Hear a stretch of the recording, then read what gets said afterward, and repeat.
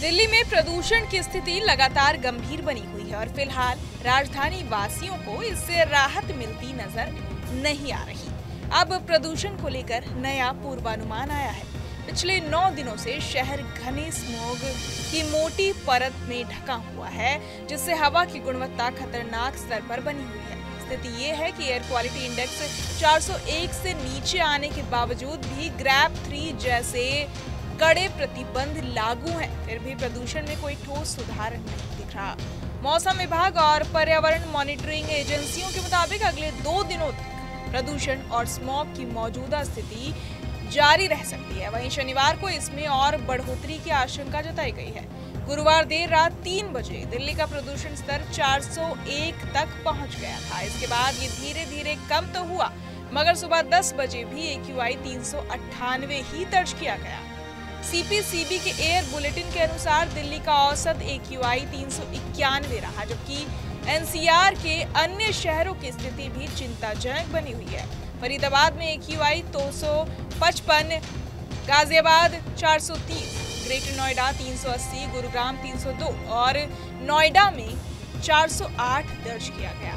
दिल्ली के कई इलाकों में हवा की गुणवत्ता बेहद खराब से गंभीर स्तर पर बनी हुई है।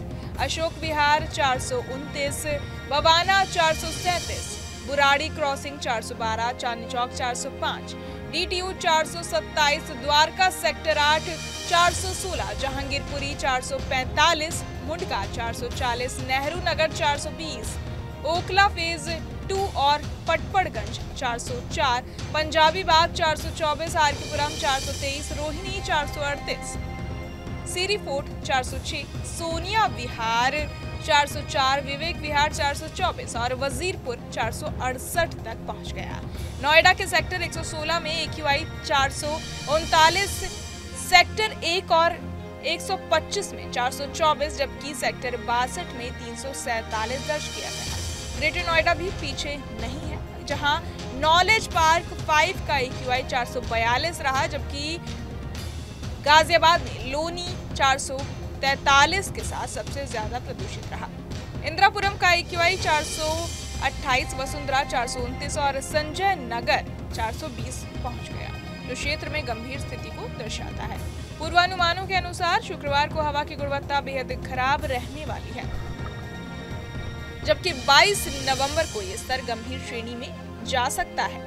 23 नवंबर को हल्का सुधार होने की उम्मीद जरूर है, मगर उसके बाद अगले 6 दिन फिर से हवा बेहद खराब श्रेणी में ही रहने की संभावना है। हवाओं की गति 21 और 22 नवंबर को 5 किलोमीटर प्रति घंटे से कम रहने वाली है, जिसकी वजह से प्रदूषण फैलने के बजाय ठहरा रहेगा। 23 नवंबर को दोपहर में कुछ देर के लिए हवा की गुणवत्ता 10 किलोमीटर प्रति घंटा हो सकती है, जिससे थोड़ी राहत मिल सकती है, लेकिन ये स्थायी सुधार नहीं होगा। पराली को लेकर भी साफ है कि मौजूदा प्रदूषण का कारण उसका धुआं नहीं है। DSS के अनुसार गुरुवार को पराली की हिस्सेदारी मात्र 2.8% रही, जबकि वाहनों के प्रदूषण का योगदान सबसे ज्यादा 17.3% दर्ज किया गया। इसके बावजूद दिल्ली में ग्रैप 3 अभी भी लागू है। 11 नवंबर को AQI 428 होने पर इसे लागू किया गया था, जबकि 14 नवंबर को AQI 387 होने के बाद भी पाबंदियां नहीं हटाई गई। इसके बाद भी AQI कुछ मौकों पर 400 के पार गया, लेकिन औसतन 400 से नीचे ही रहा। इसके बावजूद दिल्ली में ग्रैप 3 की बंदिशें यथावत रखी गई हैं, जिससे साफ होता है कि स्थिति अभी भी बेहद नाजुक है और सरकार किसी भी जोखिम से बचना नहीं चाहती।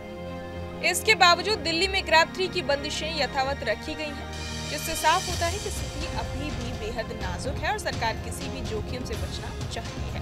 बहरहाल इस पूरी खबर को सुनकर आप क्या कुछ सोचते हैं, हमें कमेंट बॉक्स में जरूर बताएं और बाकी तमाम खबरों के लिए सब्सक्राइब करें न्यूज नेशन। जहां भक्ति है हर शब्द में, कथाओं में छुपे हैं दिव्य रहस्य और ज्योतिष देता है जीवन को दिशा। धर्म से जुड़ी हर बातों को जानने के लिए हमारे चैनल स्तुति को सब्सक्राइब करें। चैनल पर जाने के लिए इस लिंक पर क्लिक करें।